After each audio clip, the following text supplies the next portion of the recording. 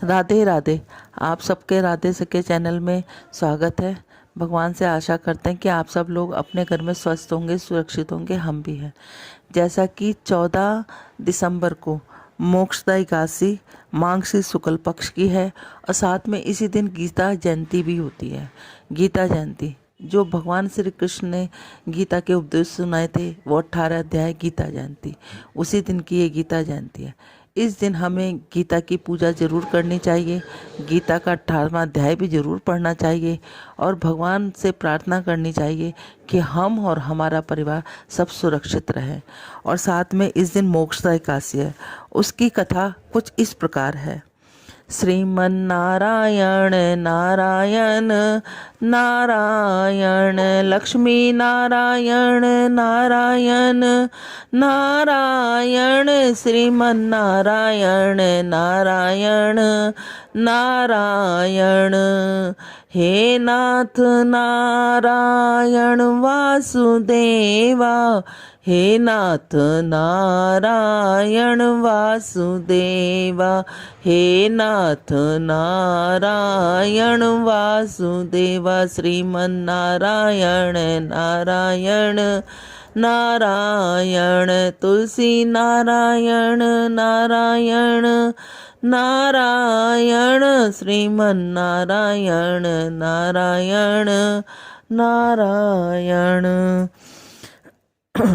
युधिष्ठिर ने त्रिलोकपति जगत पिता सबके गुणदाता भगवान श्री कृष्ण को प्रणाम करके निवेदन किया, प्रभु आप सबका हित चाहते हैं, कृपा करके मेरी भी जिज्ञासा को शांत कीजिए।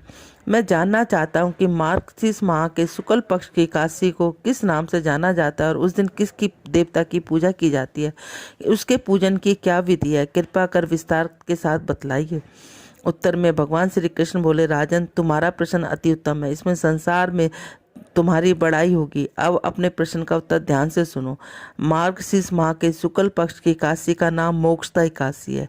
यह अनेकों पापों का नाश करके मोक्ष देने वाली इस दिन भगवान दामोदर का पूजन किया जाता है। यह पूजन श्रद्धा और भक्ति के साथ धूप दीप नैवेद्य आदि से करना चाहिए। अब मैं एक पौराणिक कथा तुम्हें सुनाता हूँ।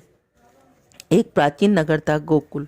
वहाँ पर एक राजा राज्य करता था। राजा का नाम बैखन था। उसके अनेक राज्य में रहने वाले ब्राह्मण वेदों के धुरंधर विद्वान थे। एक दिन राजा ने एक स्वप्न देखा। उसके पिता नरक का कष्ट भोग रहे। स्वप्न की बात वह बहुत दुखी हुआ और आश्चर्य में पड़ गया। प्रातः काल हुआ तो उसने ब्राह्मणों को अपने देखे स्वप्न की बात सुनाई। उसने कहा, ब्राह्मणों, रात को मैंने स्वप्न में अपने पिता को नरक में पड़े देखा है। वह मुझसे कह रहे हैं। प्रातःकाल उसने ब्राह्मणों को अपने देखे स्वप्न की बात सुनाई। उससे कहा, ब्राह्मणों, रात में मैंने स्वप्न में अपने पिता को नरक में पड़ा देखा। वह मुझसे कह रहे हैं, पुत्र, यहाँ से मुझे छुटकारा दिलाओ। जब से उन्होंने मुझसे ये बात कही है, मेरा चैन उड़ गया है। अब मुझसे न तो राज सुख रहा जा रहा है और न ही धन दौलत। हाथी घोड़े धन और पुत्रों में मन लग गया है। अब मैं क्या करूँ, कहाँ जाऊँ? इस दुख की आग में मेरा शरीर जल रहा है। कृपा करके कोई ऐसा उपाय बताइए जिससे मेरे पिता को नरक के कष्ट से छुटकारा मिले। राजा की करुणामयी कथा सुनकर ब्राह्मण बोले, राजन, यहाँ से थोड़ी दूर पर एक मुनि रहते हैं। उनका नाम पर्वत है। वे तीनों काल, वर्तमान, भूत और भविष्य के विषय में सब कुछ जानते हैं। आप उनसे मिल लें।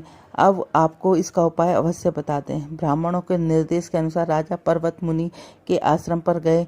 वहाँ अनेक योगी और मुनि शांत चित्त से तपस्या कर रहे थे। चारों वेदों के ज्ञाता पर्वत मुनि इस प्रकार बैठे जैसे दूसरे ब्राह्मण बैठे हों।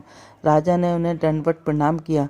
मुनि ने उनसे कुशल मंगल का प्रश्न किया तो राजा ने बड़ी करुणा और विनय भाव से कहा, ऋषि, आपके आशीर्वाद की कृपा से मेरी प्रजा भली भांति प्रसन्न है, पर एक विघ्न उपस्थित हो गया। इसमें मेरे मन की शांति विचलित हो रही है।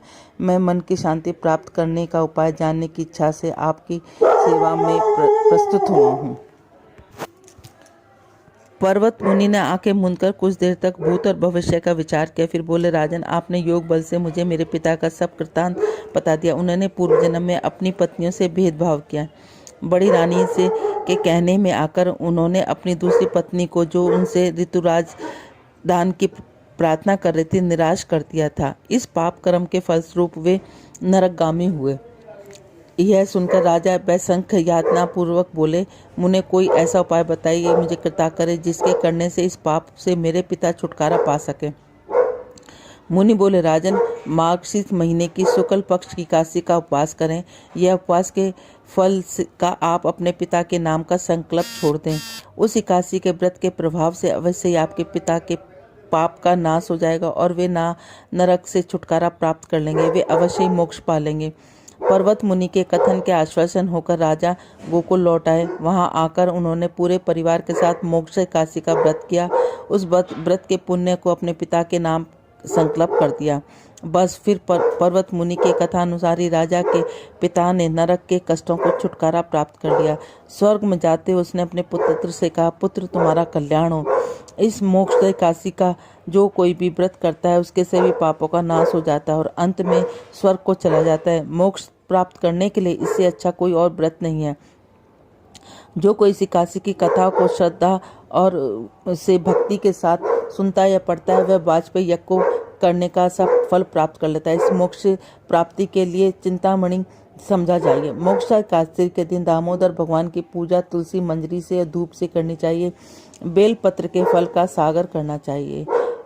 श्रीमन नारायण नारायण नारायण तुलसी नारायण नारायण नारायण श्रीमन नारायण नारायण नारायण।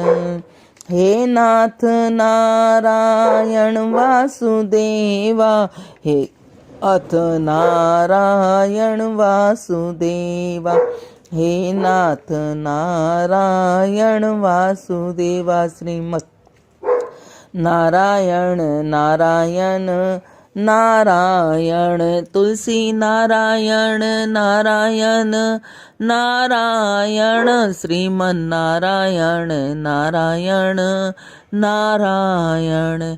बोलो राधे राधे।